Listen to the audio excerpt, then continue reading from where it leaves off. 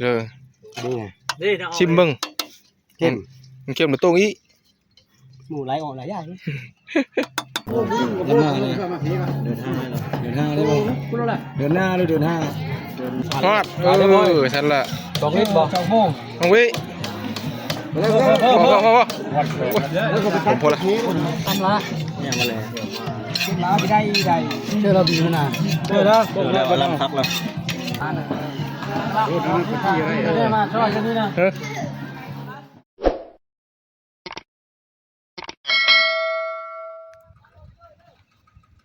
รับตะไคร้สบายดีแล้วก็สวัสดีพี่น้องพ่อปายเมื่อสักคน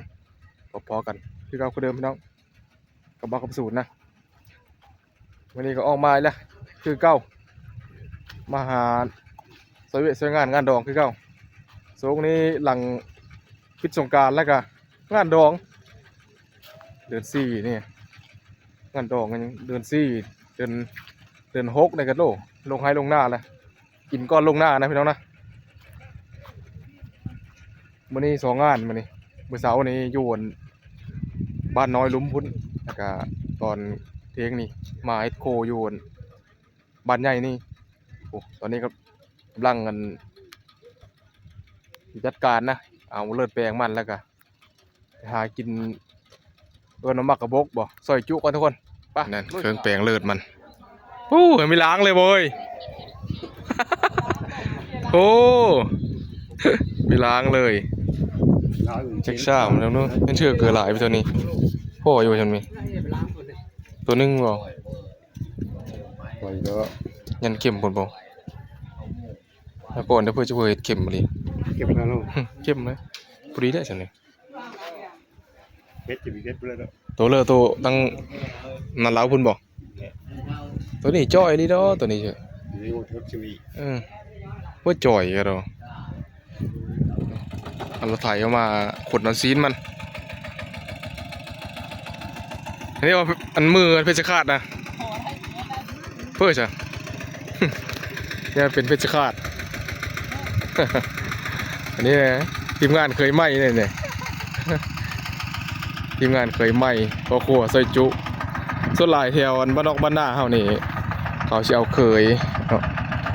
บ้านนอกหรือเคยบ้านนี้นะเคยจุ่มนี่นะจุ่มที่เขาเอาผัวเอาเมียนี่พี่น้องแถวนี้นะผู้เลิกเป็นเคยแล้วมาเฮ็ดยูโคกิน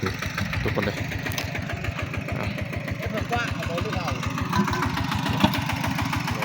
นั่นได้ลายเป็นกระชามพูดเนี่ยมันเลยนี่ไงชิมเบิ้งเข้มมันเข้มหรือตรงอีหมูไหลออกหลายอย่างมดกันเลยนะแปลงเขาไม่เอาน้ำเพื่อมันกินอันนี้ยังอยู่อ่านนี่เล่ใหม่ละมันกันไว้ใหม่ละอะไรจุกๆกันเลยตอนนี้โจน้ำมากินโจ้พักเลยเฮ้ยเฮน้ำอยู่นะไว้ไม่ได้จูลาโต้งแล้วกันอะโกเฮ้ยเฮอยู่ยันได้หลายนะไว้กินกาเต็กยันได้หลายนะหลายไม่ได้บอกมดจุกๆอยู่พ่อตัวนี้เอามาดิพ่อไฟผมดูดนะเตรียมชามท่านลูกบุญตักชดเลยตักชดเลยตักชดตักชดเลยกี่ร้ายเลยตัวนี้กามใบดีหน่อยป่ะอ๋อกินดีกามละไหวลีมันลายกว่าน้ำมันจางแล้วมันนี่จางหมดเนี่ยจางละเข็มจางละเข็มหลายหนุ่มผมหนุ่มให้อันเดียวนะ50 คนโดยตัวนี้ยีบคอเดียวนี่เป็นคนร้อยอันนี้คาดไม่ใช่ก็หอมติ่งมัน50 ปลายโชว์จะเคอคักเลยเชื่อโบจะเคอนะเชื่อหอมเชื่อได้เชื่อโบจะเคอคักแล้วได้หลายเน็ตอะไรคักเชื่อกระชามนะเชื่อป้าแห้งคักเหรอสัตว์เลือดแปลงเขาแต่ว่าเพื่อนเลยอยู่ในบนหมู่บุกนี่เล็บกี่แห่ไปเลยธรรมชาติบ้านเฮาเลยเด้อธรรมชาติพวกขาตะเพลงดีพวกลูกพงตาหน้าบ้านเพลงบ้านเลิกกินข้อนี่คือรถแปลงนะยินได้ลงหน้านี่ไม่ได้กินได้ลงหน้าได้นอแดงลงหน้านี่ไม่ได้กินได้ช่วยช่วยครับอันนี้เราเยอะเพชร เฮ็ดแล้วมันแซ่บมันหมดไว จะมาช่วย ซ้ำตัวอยู่เยอะแล้ว ไม่ได้อย่าเฮ็ด กินแล้วไหม ปั๊บแล้ว กินแล้วไหมกินเลยน เอาไหม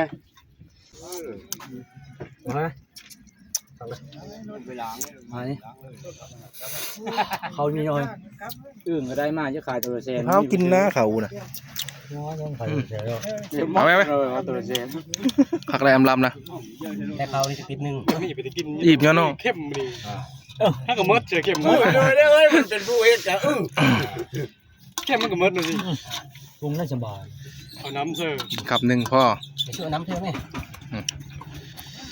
น้ำเชื่อมเซได้หรือจ้านั่นก็แผ่นที่น้อยพวกนี้อยู่เนาะมีน้ำลาดเลยไปแต่ไปเนี่ยเราเอาเลยมาทั้งเลยได้แล้วฮะ ตักสดตักสด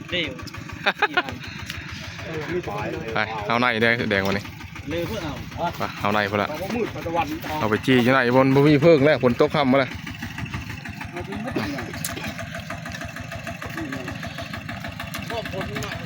เขาในพวก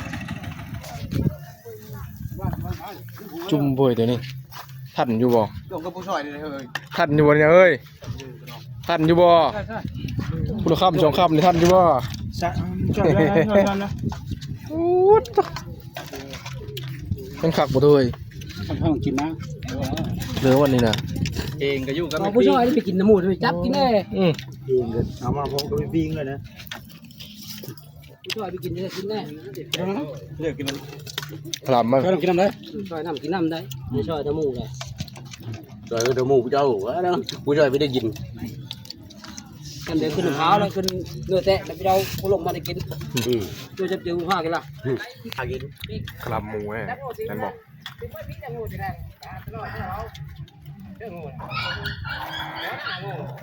พลามมา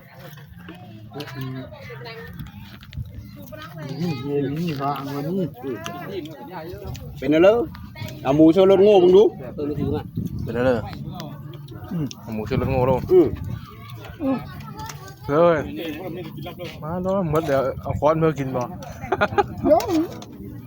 นี่เราจอดอยู่ฮะเนาะ โกกระดิ่งนะเนาะแซ่บนะเหรอ น่าคิดแม่เขาจอดเต้นนะ สวยแบบนี้เลยโอ้ยคักโบราณว้าน้ำตกคักกะหรี่ ทางเขาใส่เข้าไป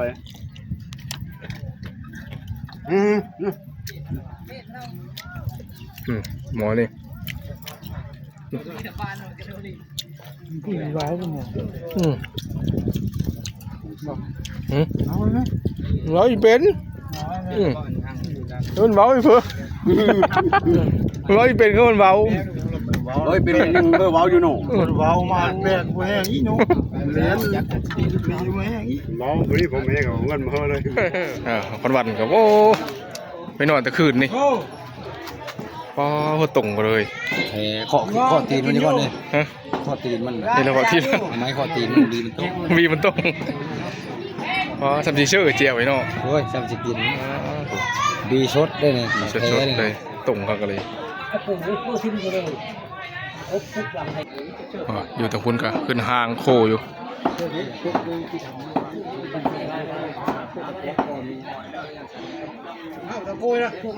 สองบอดนะหลังจากปาดแล้วเพื่อแล้วเอาขึ้นเทิงคุณละเอาเฮ็ดซอยเทิงคุณเฮ็ดเป็นห้างได้มันเนาะมันหนาแบบนี้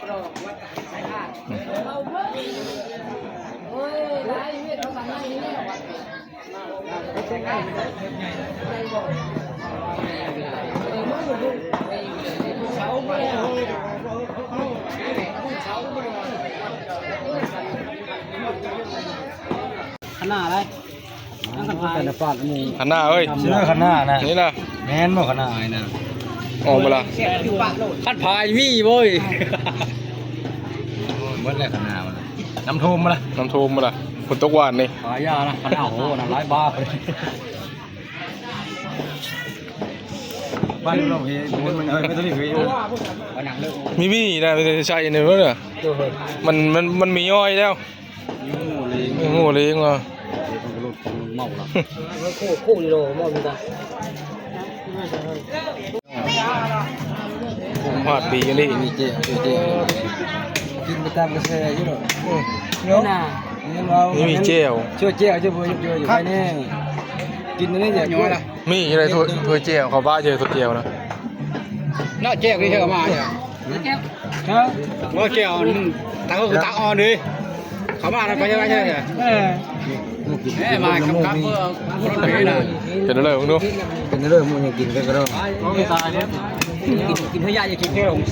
กินไปตามกระแส บีมันตรงอ่ะ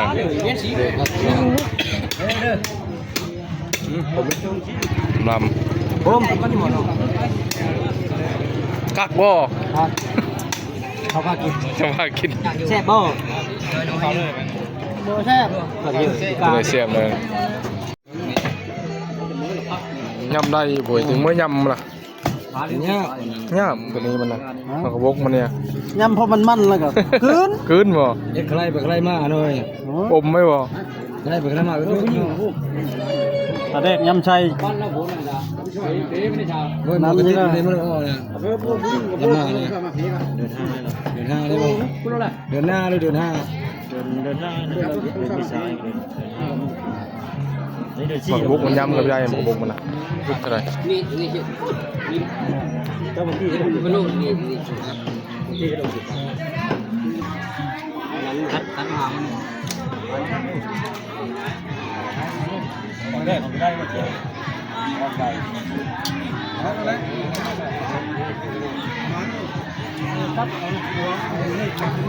โมเบิร์ตสาบนี่เนาะโคตรดำก็เลย โยเลือดพื้นมันยากเลยแต่เขาเลือดเขายาก มันก็เป็นแบบนี้ได้เนาะมันนี่เนาะกล้ามดำเลยแหละ ปลาลาแกมน้องปลาลา ปลาลา เลือดแปลงเชื่อบีมันเรื่องไงพอดีนะผมจังหน่อยนะ เฮ้ยนั่งครับ กินเสื้อเขาเลยนะ นี่ดูว่าปุกปักว่าความยันเทนี่ของข้าได้หรอโคตรดี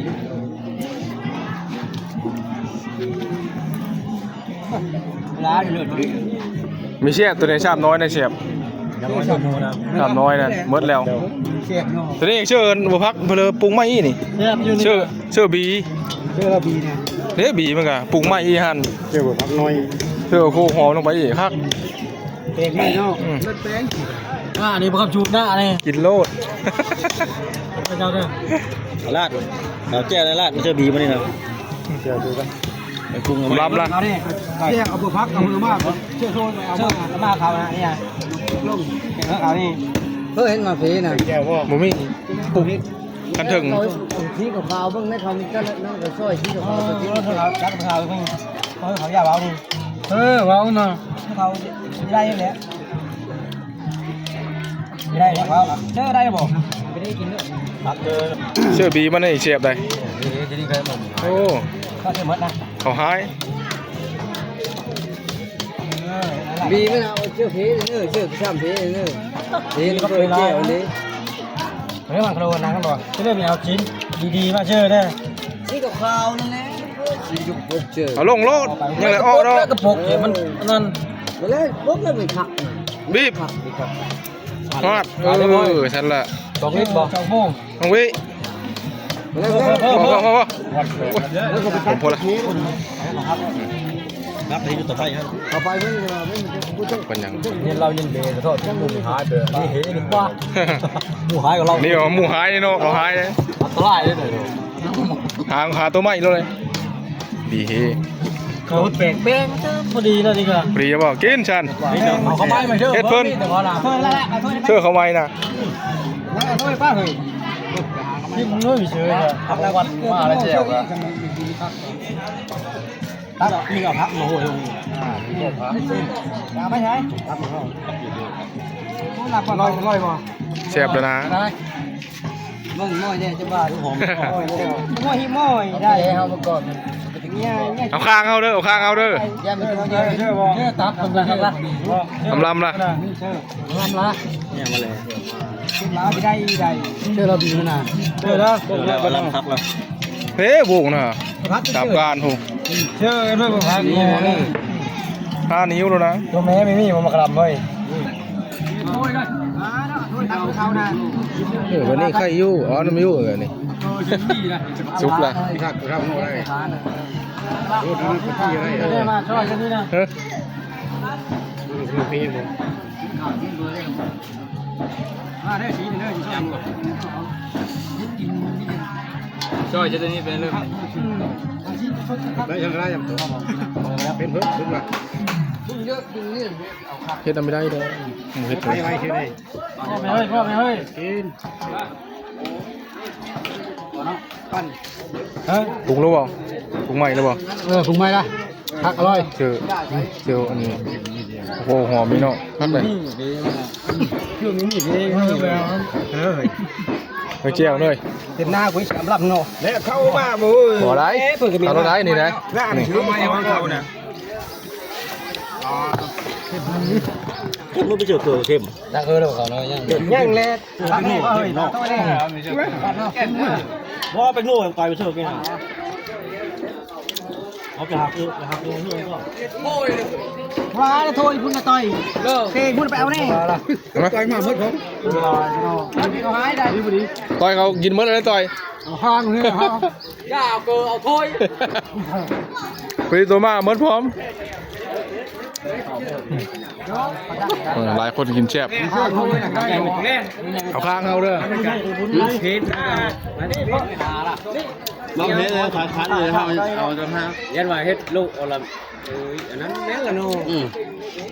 เดี๋ยวเนาะแม่ลูกกระโดดคนนี่ เดี๋ยวไปกินแบบนี้มันนะว้าวมันมีฮอตเชื้อหอยจะเบื่อ ว้าเดี๋ยวเป็นเพิร์ดอีก แต่เพิร์ดอีก นั้นละวิตามินละว่าไปสร้างพื้นที่ได้ชัวร์ก็เห็นคุณย่าไม่ใจกันไม่ได้เบา นี่นะอาหารเกโต๊ะแมลงอันนี้ซีดหมูนี่โคหมูโคซีดหมู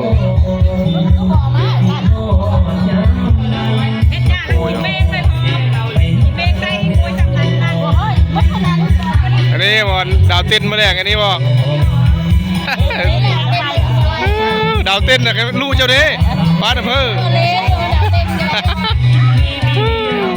ดาวเต้นเอาแมลงนี่เด็ด